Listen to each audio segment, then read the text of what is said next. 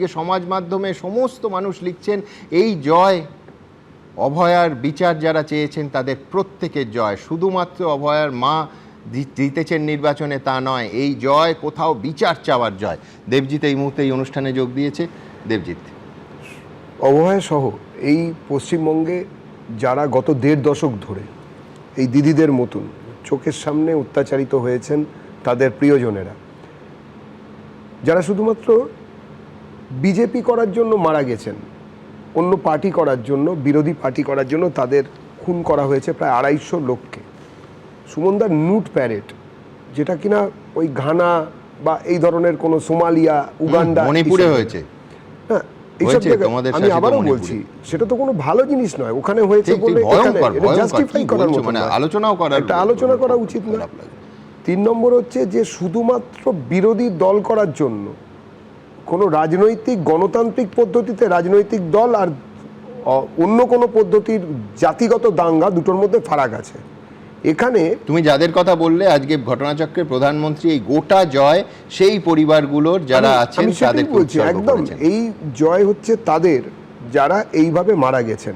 এই জয় তাদেরও, যে দম্পতিকে পেছন মোড়া করে বেঁধে কারেন্ট দিয়ে পুড়িয়ে দেওয়া হয়েছিল, কিন্তু তারা আমাদের পার্টি করতেন না, তারা সিপিএম করতেন। এবং বলা হয়েছিল রাইটার্স বিল্ডিং তখন দাঁড়িয়ে পুলিশ কর্তা বলেছিলেন শর্ট সার্কিটে মারা গেছে, ইলেকট্রিকিউটেড হয়ে। আর সেই মুহূর্তে কাকদ্বীপে কোনো বিদ্যুৎ সংযোগ ছিল না, মুশকিল হয়েছিল।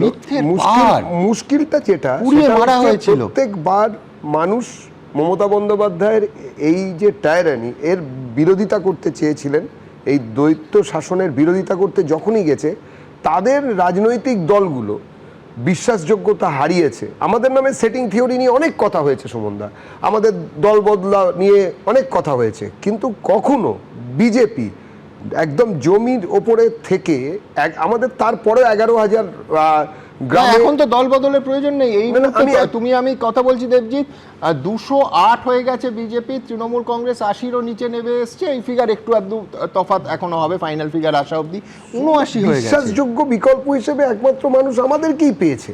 এটা তো ঘটনা, এত কিছুর পরেও, এত অপপ্রচারের পরেও। এবং বহু ক্ষেত্রে এরকম হয়েছে যে মানুষকে মানুষ জ্ঞান এরা করেনি। আমি 2-3টে উদাহরণ দিলে, উদাহরণ তো লম্বা লম্বা দেয় যেগুলো খুব মারাত্মক। প্রথম কথা হচ্ছে সুমনদা, আপনাদের টিভি ক্যামেরায় একদিন দেখা হয়েছিল যেদিন অভয়া মারা গেলেন, সেই তার কিছুদিন পরেই একজন বা পুলিশ সাহেব বা পুলিশ সাহেবা, চোখে চশমা পরা, 3 তারা, তিনি সাংবাদিক সম্মেলন করে জাস্টিফাই করতে রইলেন কেন সারা পশ্চিমবঙ্গ থেকে, মানে বর্ধমান থেকে একজন চলে এলো। আমরা বর্ধমানের বরিশালের কোণে এইসব থিয়েটার দেখেছি, কিন্তু কেন যেদিন মারা গেলেন সেই দিনই ওই বর্ধমান থেকে ওই ভদ্রলোক এলেন। একজন সবথেকে বড় কথা, একজন আউটসাইডারের ছবি দেখে বলেছিলেন আমাদের কলকাতা পুলিশের ফরেনসিক বিশেষজ্ঞ, ফিঙ্গারপ্রিন্ট বিশেষজ্ঞ, দিয়ে লাল জামা পরা ছবি দিয়ে আমরা তার পরিচয় ফ্ল্যাশ করেছিলাম। এবং তারপরে যেটা আরো মারাত্মক, প্রমাণ লোপাটের জন্য তো পুলিশ এগুলো করতে রইল। যে রাতে ওখানে একটা প্রচন্ড স্টর্ম একদম ভাঙচুর করে গুঁড়িয়ে দেওয়া হলো। কোন জায়গাটা গোড়ানো হলো? যে জায়গায় খুন হয়েছিল সেই জায়গাটাকে গুঁড়িয়ে দেওয়া হলো। তার আগে ওরা চেষ্টা করেছিল ওটাকে আবার পুনর্নির্মাণ করার জন্য, সেটাও একটা সিস্টেমের মধ্যে ছিল। প্রতিমাদি যেটা বলছেন প্রমাণ লোপাট, আরজিকরও ছিল সেই প্রমাণ লোপাট। প্রতিমাদি যেটা বলেছেন সে এর আগেও ওই কাগজপত্রে আমরা দেখেছি, এটা একটা অদ্ভুত ব্যাপার। 9mm এর পিস্তলের গুলি, তার ব্যালিস্টিক রিপোর্ট, আর তার সঙ্গে রাখা হয়েছে একটা বড় গাদা বন্দুকের মতন বন্দুক, এর সঙ্গে মেলে না, মানে কোনোভাবেই মেলে না। এরপরে হচ্ছে যে বিভিন্ন ক্ষেত্রে যাদেরকে পুঁজি করে মমতা বন্দ্যোপাধ্যায় ক্ষমতায় এলেন, যাদের বিরোধিতাকে পুঁজি করে, যাদের জন্য নাকি উনি লড়ে যাচ্ছেন, আলটিমেটলি সেই পুঁজি উনি বিক্রি করেছেন এবং সেটা বিক্রি করে উনি দাঁড়িয়েছেন। আমি উদাহরণ দিই, কামদুনি, যে এই যে ঘটনা ঘটেছিল সেই সময় বলেছিলেন কি যে এদের নাকি সাজা টাজা দেওয়া হবে, ড্যাং ড্যাং ড্যাং ড্যাং করে লোকগুলো রাস্তায় ঘুরে বেড়াচ্ছে, কোনো রকম প্রমাণ ইত্যাদি দেওয়া হলো না। প্রত্যেকবার আমরা দেখতাম সিবিআই চাই, তৃণমূলের লোকেরা কারুর তার নিকটাত্মীয়র মৃত্যু হলেই বা খুন হলেই তারাও সিবিআই চাইছিল। মানে পশ্চিমবঙ্গ পুলিশের পুরো শিরদাঁড়াটা খুলে মমতা বন্দ্যোপাধ্যায় নিজের কালীঘাটের টালির চালার নিচে রেখে দিয়েছে। আচ্ছা, একটা কথা বলো, এই সেই আইপিএসরা তো এখনো এই রাজ্যের অনেকে আছেন, অনেকে তামিলনাড়ুতে গেছেন, ইলেকশন হয়ে গেলে আবার ফেরত আসবে, তারা সব থেকে বেশি লম্বা স্যালুটটা তোমাদের দেবে। এই জিনিস আমরা চোখের সামনে দেখছি। না দেবজি, তোমার শুনতে হবে, এটা 2011-র আগে যারা সব থেকে বেশি একেবারে মানে আমি যে বায়াস, এবং আমি একটা ঘটনা সকালেই বলছিলাম যে গাড়ি থেকে পুলিশ কর্তা নামলেন, দুপক্ষের মধ্যে বচসা, কেউ কারুর গায়ে হাত দেয়নি। দেখলেন একদিকে বামপন্থীরা সিপিএম আছে, আরেকদিকে তৃণমূল কংগ্রেস আছে, তৃণমূল কংগ্রেসের প্রত্যেককে মেরে একেবারে রক্তাক্ত করে দিলেন, আরেকদিকে লাঠিটাও তুললেন না। সেই মানুষটি তারপরে সবার আগে সব থেকে লম্বা স্যালুট 6 মাস আগে থেকে পার্থ চট্টোপাধ্যায়কে দেওয়া শুরু করলেন, তারপরে শটান তৃণমূল কংগ্রেসে আফটার রিটায়ারমেন্ট ইত্যাদি ইত্যাদি, বিরাট বেনিফিশিয়ারি। আমি বলছি ইনি একজন নয়, আমি মানে প্রতীকী হিসেবে দেখো এরম প্রত্যেকে এবার তোমাদের দিকে ঝাঁপ দেবে, এবং সেই গুন্ডা এবং পুলিশ সেই বাহিনীকে মানে আমি বলছি তোমাদের কাছে আসার চেষ্টা করবে, প্রতিহত কি করে করবে? সব থেকে বড় প্রশ্ন আজকে এটা। ওই যে মানুষগুলো মার খেয়েছে প্রত্যেকে জানতে চাইবে। সুমনদা, একটা কথা হচ্ছে কি, যে আমাদের গণতন্ত্রের ভালো যেরকম আছে, কিছু জায়গায় ফ্যালাসি তৈরি করার জায়গাও আছে। তার প্রথম হচ্ছে যে বেনিফিশিয়ারিরা চটপট বেনিফিটেড হওয়ার জন্য ক্ষমতাসীন দলের কাছাকাছি আসে।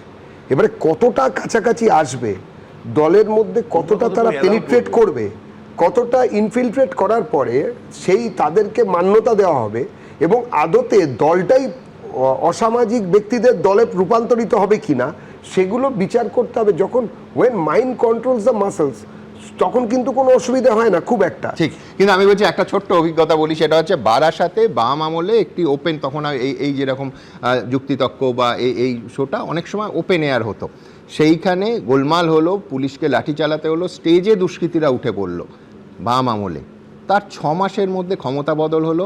তৃণমূল কংগ্রেস আমলে প্রথম শো ওই বারাসাতে, সেখানেও দুষ্কৃতীরা উঠে পড়লো। দেখা গেল আগেরটা ছিল শাসক দল মানে তৎকালীন শাসক দল আশ্রিত দুষ্কৃতী, পরেরটা ছিল তৃণমূল আশ্রিত দুষ্কৃতী। বিশ্বাস করবেন, আমরা ফুটেজে 2 উইন্ডো করে দিনের পর দিন এবিপি আনন্দে দেখিয়েছিলাম, মুখগুলো এক ছিল। এত দ্রুত পরিবর্তন হয় পুলিশ, উর্দিধারী এবং গুন্ডাদের একই সঙ্গে। কিন্তু খারাপটা বলছি, ভালোটাও সমান সঙ্গে বলতে হবে। আমি দেবজিৎকে ধন্যবাদ জানাবো, কাকদ্বীপের যে ঘটনাও উল্লেখ করলো, সে তো বামপন্থী সিপিএম দম্পতি, কিন্তু আমি বলছি চূড়ান্ত খারাপ, মিথ্যাচার।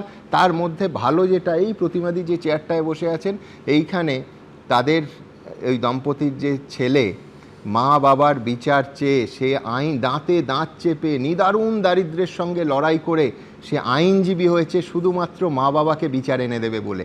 আমি বলছি এটাই বাংলা, এটাই বাংলা, একেবারে একেবারে। আমি তোর কাছে যাবো। ওর ছেলেও ডাক্তার হয়েছে। না দাদা, তোমার প্রশ্নের সঙ্গে সঙ্গে আমি আরেকটা প্রশ্ন শুধু অ্যাড করে দিতে চাইছি। সেই প্রশ্নটা হচ্ছে যে শুভেন্দু অধিকারী চোর কি চোর নয়। এই প্রশ্নটা কেন করছি, কারণ আমরা তো শুভেন্দু অধিকারীকে দীর্ঘদিন চোর বলিনি। আমরা বলেছি শুভেন্দু অধিকারী ভালো লিডার এবং শুভেন্দু অধিকারীকে দলে ফিরিয়ে নিয়ে আসার দরকার, এবং শুভেন্দু অধিকারী সেই সময় পরিষ্কারভাবে চোর হিসেবে স্বীকৃত হলো বিজেপির দ্বারা।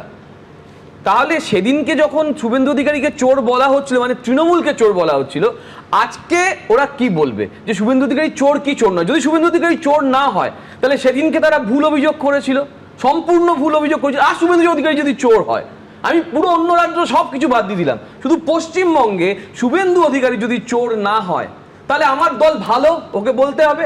আর যদি শুভেন্দু অধিকারী চোর হয়, তাহলে সেই শুভেন্দু অধিকারী চোরের বিরুদ্ধে কি সাজা ওরা নিয়েছেন?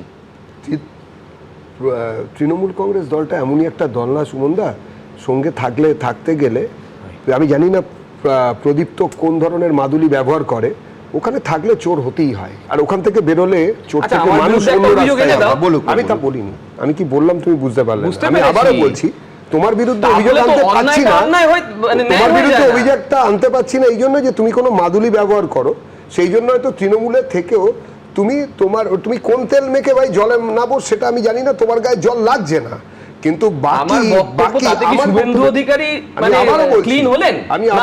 আমি আবারও বলছি প্রদীপ্ত, এখন প্রশ্ন পশ্চিমবঙ্গের লোকেদের কাছে মরা বাঁচার প্রশ্ন। আমি চোরদের সঙ্গে থাকতে পারি, আমি যদি চোর হই তাহলে আমাকে তো চুরি করতে, মানে চোর হিসেবেই দেখা হবে। বলতে দাও, তুমি কি চাইছো তোমাকে পশ্চিমবঙ্গের তা মানুষ বলছি না। চোর হিসেবে দেখো? আমি তা বলছি না, তাহলে আমি তুমি এই বলছি কথা শুভেন্দু বলছো কেন? অধিকারী তুমি চোরেদের যদি সঙ্গে দেখো আগ্রহে তো চোর। এই যে আমরা সবাই চোর গো বলে যে মিছিল তার মানে সে তো চোর। দিদিমণি তার মানে করেছিলেন, দিদিমণি, আমি কিছু তারপরে মানে তুমিও কি একটা দিদিমণির hypothetical দলে কথা তুমি না, বলছি। hypothetical যদি নয়, দিদিমণি তুমিও কি তোমার চোর? দলে যায়, তুমিও কি তুমি চোর? যদি দিদিমণিকে দলে তুমি নিয়ে নাও, তাহলে দিদিমণিকে চোর দিদিমণির থেকে দলে নিষ্কৃতি দেবে নাকি? এবারে আমি ওয়াশিং সেটা মেশিন জানি না। থিওরি, ওয়াশিং মেশিন এই তুমি তো মারাত্মক কথা বলছো, মানে মমতা বন্দ্যোপাধ্যায় বিজেপিতে যাবে জয়েন করা না, সম্ভব আমি না, না তুমি বলছো মুখ দিয়ে বলছো, এত ভালো শুনতে ভালো লাগছে। রূপক কথা বললাম। প্রদীপ্ত তুমি এটা justify আমি হয় বলছি না। প্রদীপ্ত তুমি উনি তো নিশ্চিন্তে প্রথমেই থাকো। বিজেপিতে ছিলেন। আমি আবারও বলছি বিজেপি প্রদীপ্ত থেকেই তুমি উঠেছেন, নিশ্চিন্তে আবার থাকো কি? যে বিজেপিতে আসার পরে কোন মানুষ বিজেপিতে যোগদানের পরে আসার বলতে আগের দাও, কথা আরে হচ্ছে বাবা দাদা। বলতে দাও, বিজেপিতে যোগদানের পরে আমরা কাউকে ওই কোনো ধরনের অন্যায় কাজ করতে দেব না। এবিপি আনন্দ এগিয়ে থাকে, এগিয়ে রাখে।